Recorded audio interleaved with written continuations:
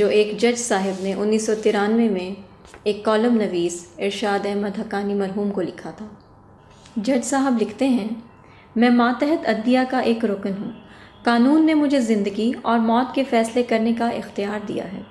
کروڑوں روپے کی جائیداد میرے ایک دستخط سے ایک شخص سے دوسرے شخص کو منتقل ہو جاتی ہے۔ ان اختیارات کی وجہ سے میرے مقام تعیناتی کا ہر شخص، خواہ وہ کتنا ہی امیر اور صاحب اثر ہو، میری خوشی حاصل کرنے کا متمنی رہتا ہے۔ بڑے بڑے لوگ جن کی اقتدار کے ایوانوں تک رسائی ہوتی ہے، وہ میرے چیمبر میں داخل ہونا اعزاز سمجھتے ہیں، اور اس منزل کو پانے کے لیے وہ ہزار جتن کرتے ہیں۔ اس وقت میری ماہوار تنخواہ 4,500 روپے ہے۔ ذہن میں رکھیے گا، یہ 1993 کا واقعہ ہے۔ میرے زیر کفالت 6 افراد پر مشتمل خاندان ہے۔ 5 بچے مختلف اسکولوں میں پڑھتے ہیں۔ میرے پروردگار نے مجھے وسائل کی تنگی کے باوجود رزق حلال کھانے، مظلوم کو انصاف فراہم کرنے اور کسی بھی دباؤ میں نہ آنے کی توفیق عطا فرمائی ہے۔ میرا یہ دعویٰ ہے کہ اس دنیا میں کوئی شخص بشمول اس کے جو مجھے 2 منٹ میں ملازمت سے نکال سکتا ہے، مجھ سے ناجائز عدالتی کام نہیں کرا سکتا۔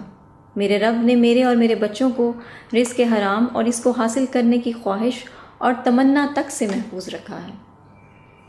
اس دنیا کی چکا چوند دولت کی چمک اور پرآسائش زندگی کی خواہش نے کبھی شکست نہیں دی۔ میں اپنے ان فیصلوں پر نہ تو کبھی پریشان ہوا ہوں اور نہ ہی پشیمان۔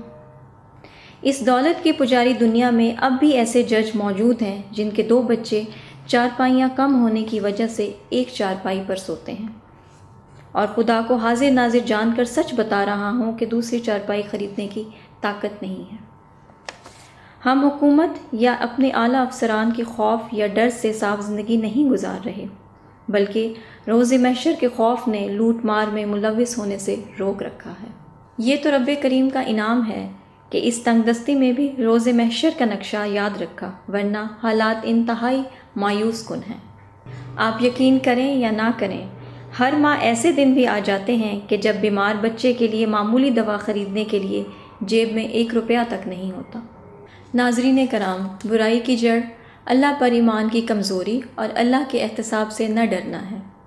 یہی وجہ ہے کہ جب ڈائریکٹر جنرل اور چیئرمین سائیکلوں پر دفتر آتے تھے تو کرپشن نہ ہونے کے برابر تھی، اور آج 0 میٹر گاڑیاں ہیں، پلاٹ ہیں اور 5 اسٹار ہوٹلوں میں کھانے ہیں، اور کرپشن عروج پر ہے۔ صورتحال کی اصلاح کے لیے ہم